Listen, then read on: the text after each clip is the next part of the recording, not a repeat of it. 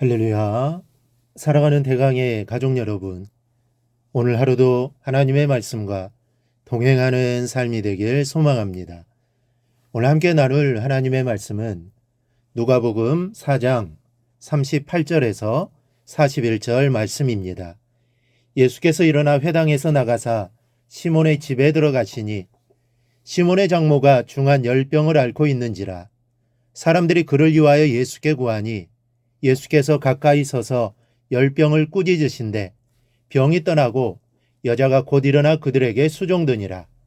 해질 무렵에 사람들이 온갖 병자들을 데리고 나아오매 예수께서 일일이 그 위에 손을 얹으사 고치시니 여러 사람에게서 귀신들이 나가며 소리질러 이르되 당신은 하나님의 아들이니이다. 예수께서 꾸짖으사 그들이 말함을 허락하지 아니하시니 이는 자기를 그리스도인 줄 알미러라. 아멘. 예수님의 공생의 사역 기간 동안에 이 종종 하셨던 일은 그와 가까이 하는 사람들의 집을 찾으셨다는 점입니다. 제자들의 집, 또 나사로의 집 등을 방문하셔서 그들을 돌아보고 또 그들과 함께하는 사역을 하셨습니다. 이것은 예수님의 리더십에서 나오는 마음이자 이 지도력이기도 합니다. 오늘은 회당에서 가르치시기를 마치시고 시몬 베드로의 집을 찾으시는 주님의 모습을 볼 수 있습니다. 여기서 예수님의 리더십과 능력을 우리가 볼 수 있습니다. 먼저는 가까운 사람을 배려하십니다. 주님의 제자들은 집을 떠나 주님과 함께 복음 전하는 일을 하기에 집안일을 돌볼 수 없는 사람들이었습니다. 때문에 가정적으로 온전한 사람이라고 할 수가 없습니다. 베드로는 결혼을 했습니다. 오늘 본문에서 장모가 열병으로 베드로 집에 누워 있었다고 합니다. 베드로는 가정을 돌보아야 함에도 불구하고 돌아보지 못하기에 주님은 제자들의 집안에도 관심을 가지시고 이렇게 제자들의 집을 방문하셨던 것입니다. 여기서 예수님의 섬세한 리더십을 보게 됩니다.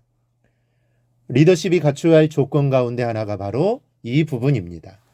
리더는 인격적으로 본이 되어야 합니다. 아랫사람들을 수용하고 또 배려하고 본이 되는 면을 가져야 합니다. 그리고 가르칠 수 있어야 합니다.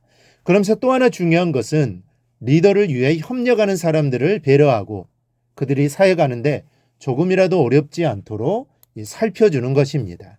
그리고 그 필요도 채워줄 수 있어야 합니다. 예수님의 리더십 가운데는 바로 이런 면이 있으셨습니다. 이러한 마음으로 베드로의 집을 찾으신 것이죠.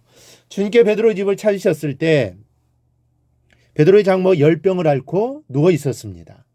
열병이라고 하면 풍토병으로 당시에 말라리아와 같은 또 병이라 할 수가 있습니다.